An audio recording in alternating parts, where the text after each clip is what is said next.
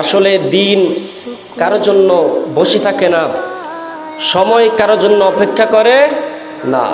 মানুষ সময়ের জন্য অপেক্ষা করে, কিন্তু সময় মানুষের জন্য অপেক্ষা করে না। এই যে আমাদের গতকাল ঈদুল আজহা গিয়েছে, দেখেন এই ঈদটা আসার আগে আমরা কত অপেক্ষা করেছি। ঈদ আসতেছে, ঈদ আসতেছে, অপেক্ষা করছি কি করি নাই? করেছি। কিন্তু দেখেন ঈদের ভাই ঈদ চলে গিয়েছে, ঈদ আমাদের জন্য রয়েছে, অপেক্ষা করেছে না। সময় সময়ের বাজে চলে যাচ্ছে, কিন্তু আমরা মানুষরা সময়ের মূল্য দিতে জানি না।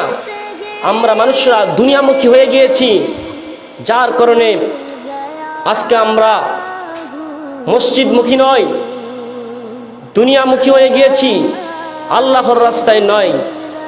তাহলে দেখেন মানুষ এই দুনিয়া খুবই স্বার্থপর। আপনি আজকে মরবেন, আপনি আজকে চলে যাবেন, একদিন, 2 দিন, 3 দিন, 4 দিন, 5 দিনের মাথায় আস্তে আস্তে সবাই আপনাকে ভুলে যাবে। কি বলেন, ভুলে যাবে কি যাবে না? হয়তোবা প্রথম কান্নাকাটি করবে, দুঃখ প্রকাশ করবে, কিন্তু এক সময় সবাই আবার তার দুনিয়ায় যে কাজগুলো, ওই দুনিয়াবি কাজ দিয়ে আবার ব্যস্ত হয়ে পড়ে যাবে। ঠিক না? ঠিক। তাহলে আপনি দুনিয়ার মধ্যে থাকছেন, কার জন্য এত কিছু করছেন? হ্যাঁ, দুনিয়ার জন্য করবেন, কিন্তু আপনাকে আগে আখিরাত ঠিক করতে হবে। যদি আপনি আখিরাত ঠিক রেখে দুনিয়া ঠিক করে চলতে পারেন, তাহলে আপনি সার্থক।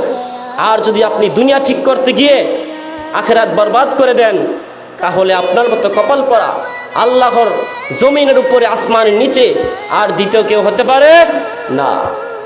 তাহলে আমাদেরকে আখিরাতিমুখী হতে হবে। যদি আমরা দুনিয়ামুখী হয়ে যাই, তাহলে আখিরাতকে ভুলে যাব। সর্বপ্রথম আমাদেরকে খেয়াল রাখতে হবে আমাদের আখিরাত রয়েছে। দুনিয়া কেউ চিরস্থায়ী থাকতে পারবে? কথা বলেন, দুনিয়ায় কেউ চিরস্থায়ী থাকতে পারবে? আগে কেউ থাকতে পারে নাই, এখনো পারবে না, ভবিষ্যতেও পারবে না।